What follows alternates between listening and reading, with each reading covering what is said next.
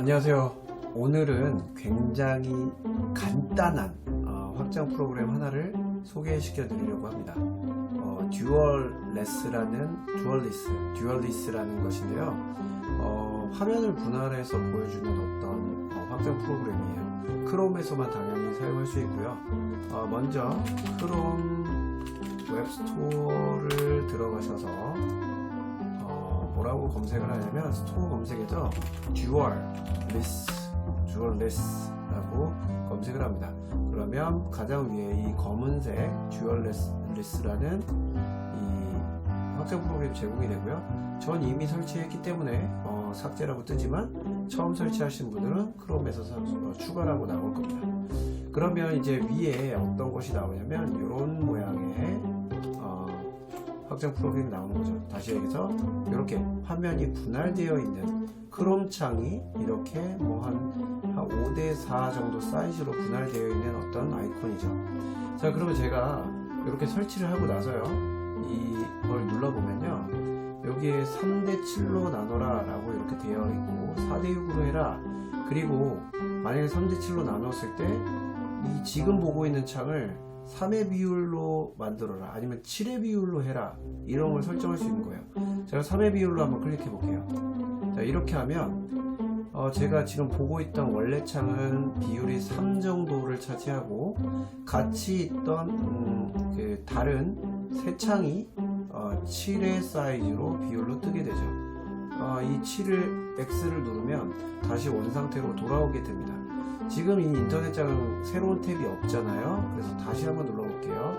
듀얼리스 아이콘 누르고 5대5로 할 건데 왼쪽으로 가라, 지금 보고 있는 화면은 왼쪽으로 가라, 이렇게 누르면 새로운 창이 이렇게 나오게 됩니다.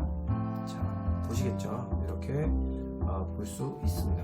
자, 다시 요거를 제가 다시 원상복귀를 시키고요. 다시 눌러서 요번엔 7대3 중에 오른쪽에 있어라 라고 클릭을 하면 같이 떠있는 창이 이렇게 왼쪽 오른쪽으로 나오게 돼요. 만약에 이 창이 없다라면 아마 새로운 창이 생성이 되면서 열리게 될 겁니다.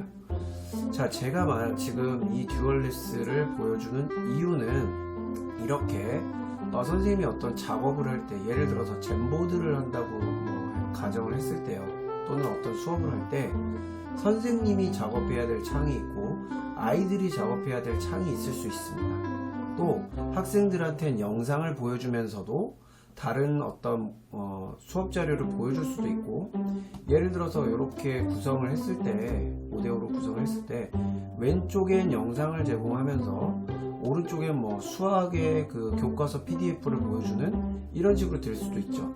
또 어떤 수업을 또 할 수도 있을까요?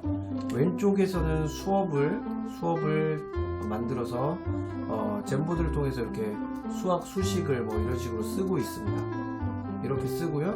오른쪽에는 교과서 PDF를 보여주면서 풀이와 교과서를 동시에 제공할 수도 있는 거예요. 간단하게 버튼만 눌러서요. 자, 이렇게 이제 될 수가 있죠. 저는 이 듀얼리스를 어떤 것으로 사용할 거냐면요, 제가 지금 구글 계정에 대한 부분을 언급을 할 겁니다. 자, 요거 한번 이제 지켜볼게요. 자, 먼저 구글 클래스룸으로 들어갈 겁니다. 제가 지금 왼쪽에 보이는 여기는 교사 화면이고요, 오른쪽에 보고 있는 화면은 학생 화면입니다. 자, 이렇게 두 가지로 구분해서 나타나고 있는데, 제가 지금 무엇을 보여드리려고 하냐면요, 오늘의 주제는요, 앞쪽에 간단한 듀얼리스라는 확장 프로그램의 설명을 아주 간단하게 보여드렸고요. 또 하나만 더요. 여기 눌렀을 때 왼쪽이 이제 호리존탈, 버티컬 이렇게 나와 있죠. 이런 식으로 위아래로 구성할 수도 있다는 것을 참고하시면 되겠습니다. 자, 이렇게 듀얼리스가 아주 간단하면서도 효율적이고 효과적으로 쓸 수 있는 프로그램이죠. 자, 그러면 이제 무엇을 말씀드리려고 하냐면 아마도 이제 졸업생이 발생을 하는 경우 구글 클래스룸에서 사용자에서 학생을 삭제해야 될 수도 있고요. 또 아예 계정 자체를 관리자 차원에서 삭제해 버릴 수도 있습니다. 그러면 이제 원칙적으로는 1년간 어떤 보존하게 돼 있는 학생의 데이터, 학습 활동 자료, 평가 기록부가 완전히 날아가 버리는 거 아니냐, 또는 내가 이제 학생을 진급시키거나 졸업시킴으로써 구글 클래스룸에 이 아이가 없어지게 되면 나는 그러면 어떻게 하느냐, 포트폴리오를 뭔가 만들어 보고 싶고 예전에 썼던 자료를 뭔가 활용하고 싶을 때 그럼 학생들이 썼던 자료들은 다 없어지느냐, 이런 것들이 이제 궁금한 사항이 될 수 있어요. 오늘 그 부분에 대해서 완전히 파헤쳐서 말씀을 드릴게요. 먼저 이제 보겠습니다. 제가 이제 영어 수행평가라는 이것을 과제 보기로 열어볼게요. 그러면 제가 지금 교사로서 이렇게 넣은 댓글과 계정 관리자라는 학생 계정이에요. 요건 이제 계정 관리자로 되어 있어서 약간 오해하실 수 있는데 학생입니다. 요렇게 이제 댓글 2개를 넣어봤어요. 역시나 학생도 영어 수행평가라는 것을 눌러보면 이렇게 2가지의 댓글이 들어가 있는 것을 볼 수가 있습니다. 그러면 자, 어떤 것을 보려고 하냐면요. 자, 먼저 요 구글 드라이브로 한번 가볼게요. 학생도 구글 드라이브로 한번 가보겠습니다. 자, 구글 드라이브에서 클래스룸이라는 곳을 학생으로 들어가고요. 교사도 클래스룸이라는 폴더로 들어가 볼게요. 그러면 이제 교사가 이제 그룹을 많이 갖고 있으니까 지금 오른쪽에 있는 학생과 같은 그룹인 이 2학기 요 방을 들어가 보도록 할게요. 자, 그러면 어떤 차이가 있냐면요. 교사는 주제별로 수업을 개시하잖아요. 그리고 수업을 개시하고 요일별, 교시별로 또 제공을 합니다. 예를 들어서 이런 식으로 이제 제공을 하는 거죠. 수업에서 날짜 2월 4일날 1교시에 대한 이 수업을 올리면 여기서 어떻게 되냐면 1월 25일 월요일 2교시 사회 요 하나하나가 폴더로 생기는 거예요. 그리고 이 학생들이 제시한 그 과제물은 클릭해서 들어가면 여기에 이렇게 제공이 됩니다. 그러면 그 학생의 프로필에 설정되어 있는 현재 이름과 파일명이 완성이 돼요. 다시 얘기해서 학생이 내가 만든 수업에 대해서 제출 버튼을 누르게 되면 여기에 학생의 프로필명 그리고 과제명 이렇게 구성이 됩니다. 그래서 누가 어떤 파일을 제출했는지 구글 드라이브에서 바로 확인이 가능해요. 자, 그런데 이제 학생의 경우는 어떠냐면, 물론 그 과제를 제출했던 건 계정 관리자 이게 프로필명이겠죠, 학생. 그리고 테스트2는 과제명입니다. 이런 식으로 이제 저장이 당연히 되어 있고, 이 제출 버튼을 누르는 순간 이 학생이 만든 자료는 제출 버튼을 누름으로써 어디에도 저장이 되냐면 이 교사의 드라이브에도 저장이 돼요. 그러니까 제출 버튼을 누름으로써 학생이 만든 과제물은 교사 드라이브에도 저장이 되는 겁니다. 자, 아시겠죠? 그러면 제가 이 부분을 한번 테스트 2를 들어가 보면요, 이렇게 지금 보이시죠?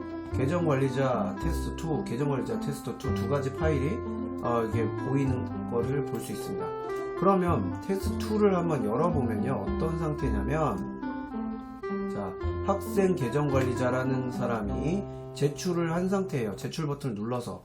그래서 어떤 걸 제출했나 보면, 여기에 보면 계정관리자 테스트2라는 파일을 구글 문서로 만들어서 제출을 한 거죠. 이것이 제출 버튼을 눌렀기 때문에 어디에도 반영이 됐어요? 교사의 구글 드라이브도 반영이 됐어요. 물론 교사는 이 날짜, 이 테스트라는 폴더 안에 정돈돼서 이 파일이 들어가 있습니다. 그런데 이 테스트2라는 파일은 여기 학생은 없어요. 학생은 내가 제출했던 것들이 이 그냥 그룹, 내가 속해 있는 그 클래스룸에 이 폴더 하나에 모두 그냥 반영이 되어 있습니다. 그리고 여기 정렬순으로 정렬이 되게 돼 있어요. 그래서 보시면 교사는 만든 수업마다 학생들이 제출한 것을 폴더에 자동으로 이렇게 제출 버튼 누른 것들이 들어오는구나를 알 수가 있고, 학생은 내가 만든 과제물들이 모두 하나의 폴더, 속해 있는 그 구글 클래스룸 그룹 폴더 안에 전부 모이는구나 라고 볼 수 있습니다. 그러니까 학생이 만약에 백업을 받으려고 하면 이 그룹 내의 폴더를 그냥 다운로드 받거나 백업을 해버리면 되는 겁니다.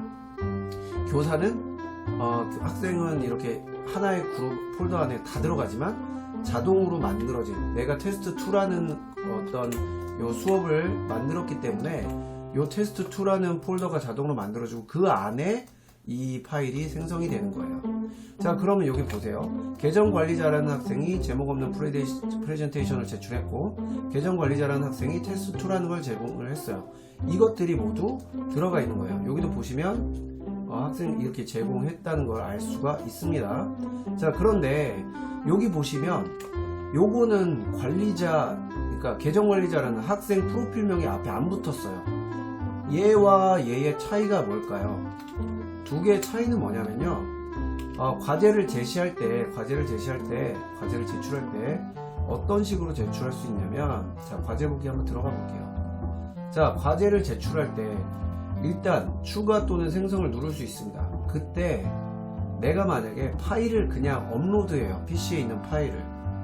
이런 경우, 또는 구글 드라이브에서 뭔가 가져오는 경우, 또는 내가 만든 구글 드라이브 내에 뭔가를 만들어 놓고 링크로 제공하는 경우, 이 모든 것도 다 여기에 뭔가 과제물로 들어가긴 합니다. 그런데 이렇게 넣은 것들은 드라이브, 교사 드라이브에 없어요. 반영이 안 됩니다. 그럼 어떤 경우만 저장이 되냐면, 여기 문서 프레젠테이션 스프레드시트 같은 경우만 저장이 됩니다. 한번 차이를 한번 볼까요? 자, 일단은요, 보세요. 제가 볼게요. 자, 집중하셔서 한번 보세요. 자, 추가 또는 생성에 제가 스프레드 시트를 한번 클릭해 볼게요. 그러면 스프레드 시트가 여기 만들어지죠. 그리고 이 스프레드 시트는 이 스프레드 시트 형식으로 뭔가를 만드는 겁니다. 그러면 자동으로 계정 관리자라는 프로필명이 생기고, 뒤에 영어 수행평가라는 이 내용으로 교사가 제공했기 때문에 자동으로 이 형태로 만들어지죠. 그리고 이거를 이제 다시 제출을 누릅니다. 그럼 이 두 가지를 제출하겠죠. 그러면 이 내용이 어디에 생기냐면, 내 드라이브의 클래스룸에 들어가 보면 여기 보면 방금 영어 수행평가로 했던 그 파일이 생성이 되죠. 교사도 한번 보겠습니다. 교사도 드라이브에 들어가서 내 드라이브에서 클래스룸을 눌러서 이렇게 살펴보면 테스트2죠.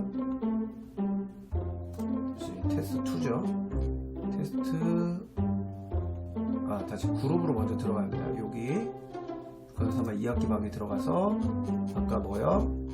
테스트2라는 것으로 들어가 보면 제출을 눌렀기 때문에 여기 보시면 죄송합니다. 테스트2가 아니라 영어 수행평가라는 거였죠. 영어 수행평가. 여기 영어 수행평가에 들어가 보면 방금 이 사람이 제출한 요 내용이 여기 반영되어 있다는 걸 볼 수 있습니다. 그래서 다시 보면 이 녀석이 제출 취소 누르고, 취소 눌러도 여기 계정은 살아있겠죠. 한번 제출했던 거기 때문에. 자, 제출 취소를 누르고 추가 눌러서 문서를 한번 또 만들어 볼게요. 문서를. 그러면 이 학생이 여기서 만든 경우는 어떻게 반영이 되냐면, 자, 이렇게 만들어지고 교사 폴더에 이렇게 생성되는 거 보이시죠? 당연히 구글 드라이브에 여기에도 생성이 되는 걸 볼 수 있습니다. 자, 그러면 과제 제출할 때 여기에서 새로 만들기, 구글의 어떤 도구들을 사용해서 새로 만드는 경우는 저장이 된다는 걸 알 수 있어요. 자, 그럼 이런 경우는 만들었을 때 파일이 당연 앞에 자동으로 계정관리자 프로필명이 생기고, 과목명, 과제명, 여기 과제명이 들어가게 됩니다. 물론 학생이 고칠 수도 있겠죠. 그래서 누가 제출했는지를 여기서 확인이 가능한 거죠. 그런데 만약에 파일을 눌러서 컴퓨터에 있는 파일을 만약에 링크를 걸어서 공유를 한다 라고 만약에 해볼게요. 그러면 이 파일은 원본 파일명 그대로 올라가게 됩니다. 제가 만약 파일을 눌러서 업로드를 하려고 할 때 제가 이 진관초등학교 소프트 체험교육이라는 파일을 업로드 해볼게요. 이렇게. 그리고 나서 이 업로드한 파일을 업로드한 다음에 제출을 눌러보겠습니다. 다시 제출을 이렇게 눌러보면 어떻게 되냐면 이렇게 제출한 것들이 과연 반영이 될까요? 자, 드라이브에 가보면 여기 들어가 있죠. 진관초등학교 SW 체험교육 이렇게 들어가 있어요. 그런데 교사방에서 영어 수행평가를 찾아서 다시 한번 볼게요. 나갔다가 들어가 보면 이렇게 들어가 있어요. 그쵸? 왜 그러냐면 제출 버튼을 눌렀기 때문에 교사한테 파일이 제공이 된 걸 알 수 있고요.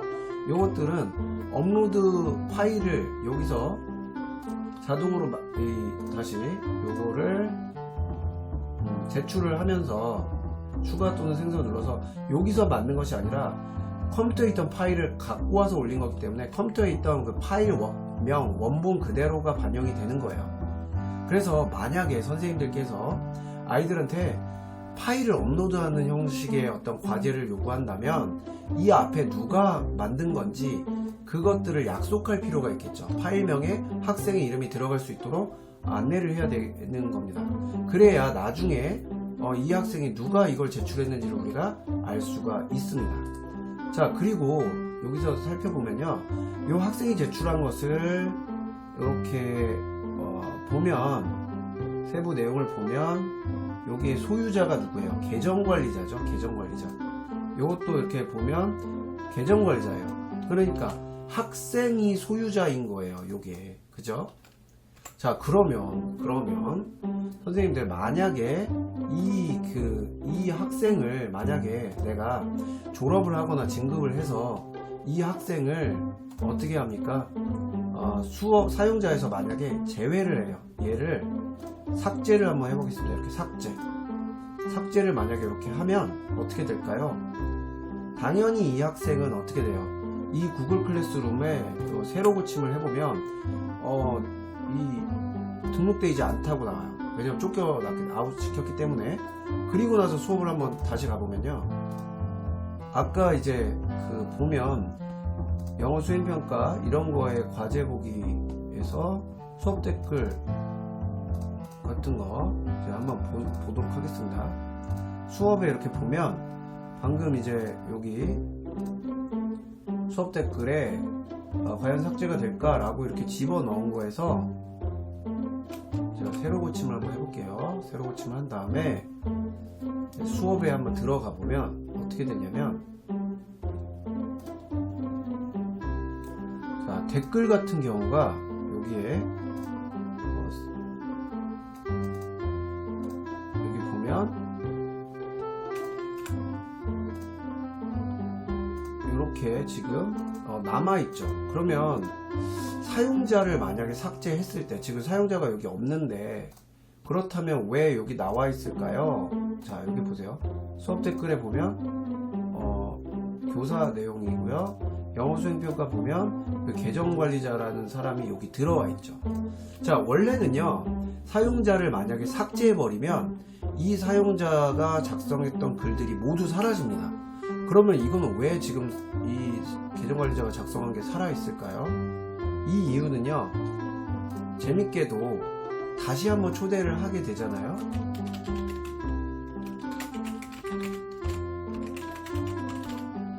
이 사람을 다시 초대하면 어떻게 되냐면,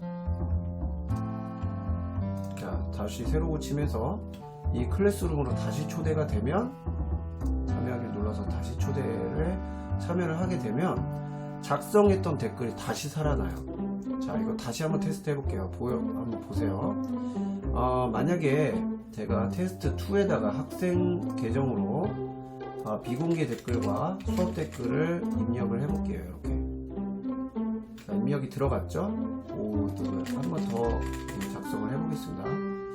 테스트 2에 이렇게 작성을 하게 되면 저렇게 눌렀을 때 새로 고침을 눌러보고요, 수업에서 테스트 2에 대해서 학생이 남긴 댓글이 반영이 되겠죠. 좀 느리네요. 여기 두 가지가 학생 댓글이 이렇게 반영되어 있는 걸 볼 수 있습니다. 자, 그런데 제가 사용자를 삭제해 볼게요. 삭제를 해서 이제 이 클래스룸에 더 이상 들어올 수 없게 만약에 만들었습니다. 그리고 나서 새로 고침을 해 볼게요. 그러면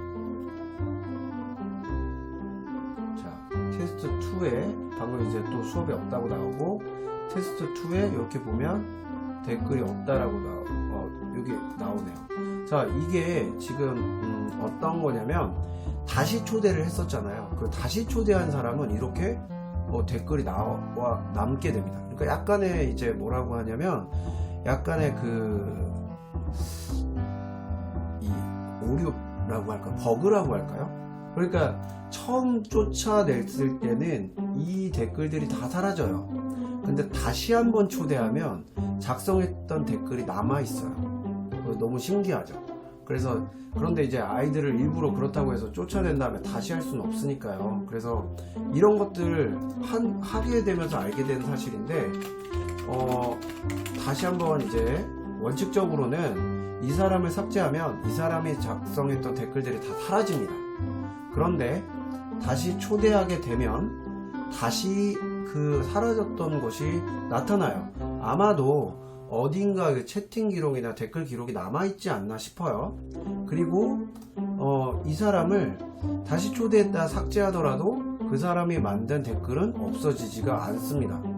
물론 이제 시간에 따른 버그일지도 모르겠다는 생각이 들어요. 근데 여러 번 테스트해 보면 사용자를 삭제해 버리면 그 사람이 작성된 건 없어지더라고요. 그런데 다시 초대했을 때는 두 번째 삭제하더라도 없어지지 않더라. 물론 이제 시간이 지나면 다시 없어질지 모르겠지만 없어지지 않더라라는 걸 지금 눈으로 확인하셨습니다. 자, 그러면 이렇게 사용자를 삭제하더라도 이렇게 학생들이 제출한 파일은 남아 있어요. 근데 여기 과제, 영어 과제를 다시 한번 이제 제출을 해 볼게요. 어떤 식으로 제출을 할 거냐면, 보세요. 내가 구글 드라이브에서도 뭔가 만들 수 있잖아요. 똑같은 구글 문서인데 여기 폴더로 구글 문서를 만들어 볼게요. 그리고 만들기를 누르고 드라이브 내에서 만든 겁니다. 그리고 이 구글 드라이브 이 링크를 공유를 해 볼게요. 자, 링크 복사를 눌러서 이 링크를 과제로 제출을 해 볼게요. 이렇게 제출 취소를 누르고요. 테스트 2가 아니라 저쪽으로 할게요. 영어 수행 평가로 지금 보고 있는 화면이 그거니까 취소를 눌렀고 다시 추가해서 링크를 누를 겁니다. 그리고 내가 드라이브에서 만든 구글 문서를 추가해서 이렇게 집어 넣어 봅니다. 자, 이렇게 넣으면 이제 문서가 들어갔죠. 그리고 나서 다시 제출을 눌러요. 그러면 어떻게 되냐면 이렇게 링크가 나오죠. 왜냐면 공유가 됐기 때문에 그래요. 그래서 지금 보시면 대신에 자동으로 생성된 건 없기 때문에 이런 식으로 이제 나타나게 되죠.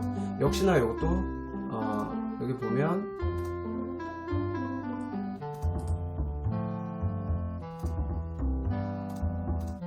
역시나 이것도 이제 이렇게 된다는 걸 볼 수 있는데, 자, 보세요. 그 학생이 처음에 제출했을 때는 소유자가 누구였어요? 학생이었죠. 근데 학생이 사용자로부터 삭제됐을 때는 그 소유자가 누구로 바뀌냐면 나로 바뀝니다. 이해되셨죠? 자, 그러면요, 여기서 만약에 학생이 요 제출했던 요 과제물들을 만약에 요것들을 삭제를 한다고 해볼게요. 삭제. 그러니까 삭제를 한다는 의미는 계정이 삭제된다는 의미와도 같겠죠. 학생이 졸업해서 그 계정 자체를 없애버리거나, 그 의미는 뭐예요? 드라이브 내에 그 학생의 자료가 다 없어진다는 겁니다. 그래서 이렇게 삭제를 하잖아요. 그래도 어디에 보존이 되어 있어요? 교사는 그대로 남아 있어요. 그러니까 학생을 졸업했다고 해서 계정을 없애거나 또는 사용자를 구글 클래스룸에서 삭제를 하더라도 어떻게 된다는 겁니까? 드라이브 내에, 교사 드라이브 내에 제출 버튼을 눌러서 만들어진 이 학생의 과제들은 그대로 보존 백업이 되더라 라는 거예요. 자, 우리가 그렇다면 학생이 졸업했다고 계정을 삭제하는 부분에 대해서 두려워할 필요가 없다는 거죠. 또는 사용자 삭제를 눌러도 두려워할 필요가 없다는 거죠. 만약에 내가 이 요 학스터에 학생들이 이제 했던 요 댓글마저도 뭔가 내가 보존을 하고 싶다라고 한다면 이게 이제 정상적인 이 프로세스인지 모르겠지만 어쨌든 초대를 했다가 다시 이제 삭제를 했다가 다시 재초대하면 드러나고 그 다음에 다시 삭제하더라도 계속 보존이 된다는 겁니다. 자, 아시겠죠? 자, 그래서 여기서 요약하면요, 학생이 제출을 누르면 어디에 간다? 교사의 드라이브에 저장이 되더라 라는 거고요. 이것은 학생이 거기 그 구글 클래스룸에서 만들면 자기의 프로필명과 그리고 과제명으로 자동 내용이 생성되더라 라는 겁니다. 그래서 그대로 이제 이렇게 제공이 된다는 거고요. 만약 학생이 이 내용을 바꾸고 제출을 누르면 바꾼 내용대로 이제 들어가겠죠. 그리고 업로드를 하는 파일은 업로드 파일명 그대로 교사 드라이브에 들어오기 때문에 가급적 파일 제출할 때 공통적인 파일명을 약속하는 것이 좋겠다라는 겁니다. 그리고 마지막으로요, 아까 말씀드렸다시피 만약에 사용자를 삭제해도 드라이브의 폴더에는 보존이 된다라는 걸 지금 확인했죠. 계정을 만약에 삭제한다 라고 하는 것처럼 학생의 구글 드라이브에 있는 파일을 지우더라도 교사한테 들어온 드라이브는 이제 보존이 되더라. 그리고 여기서 또 하나, 만약에 사용자가 삭제되거나 계정이 삭제돼서 뭐 이렇게 되는 경우는, 사용자가 삭제되는 경우는 이 드라이브의 파일 소유자가 원래는 누구였더라? 소속된 학생으로 되어 있더라. 그런데 삭제가 되는 순간 누구로 바뀌더라? 즉 교사로 바뀌더라 라는 것입니다. 자, 아시겠죠? 그리고 마지막으로 차이는, 교사 드라이브는 내가 제시한 요 명칭마다, 과제 명칭마다 모두 폴더가 만들어지고 그 폴더, 그 과제에 제출한 학생들이 폴더별로, 폴더 1, 폴더 2 별로 자동으로 정리돼서 들어오더라. 그러니까 관리가 너무 편리한 거죠. 근데 학생의 경우는 폴더 1, 즉 다시 얘기해서 졸업 축하 메시지를 보내주세요 라는 과제를 제출한 거나 2, 3교시 수업을 한 거나 뭐 테스트 2를 한 거나 모두 다 이렇게 정돈되는 것이 아니라 하나의 내가 참여했던 이 온라인 학스터라는 이 참여하고 있는 이 요 학스터라고 생긴 폴더에 일괄 다 모이더라. 그리고 그것을 내가 정돈하려면 요게 정렬 기준을 선택할 수 있더라. 보통 이제 이름 순으로도 할 수 있지만 이렇게 날짜 순으로 정돈할 수도 있다라는 겁니다. 자, 오늘 초반에 듀얼리스라는 그 확장 프로그램에 대해서 배워봤고요. 두 번째로, 만약에 졸업이나 진급 또는 이동 때문에 계정이 삭제되거나 또는 사용자를 삭제했을 때 구글 클래스룸의 댓글이나 이런 것들은 어떻게 되는가, 또 드라이브 내의 파일들은 보존이 되는가, 이런 것들을 한번 살펴보았습니다. 자, 오늘 배운 내용들을 참고하셔서 이 내용에 대해서 일상 업무에 활용할 수 있으면 좋을 것 같고요. 만약에 제가 얘기한 부분에 대해서 차이점이 있거나 뭔가 그 부분은 좀 일시적인 버그 현상이었던 것 같다라고 확인이 되시는 부분은 저한테 말씀을 해주시면 감사하겠습니다. 자, 오늘 내용은 여기까지 마칠게요. 수고 많으셨습니다. 감사합니다.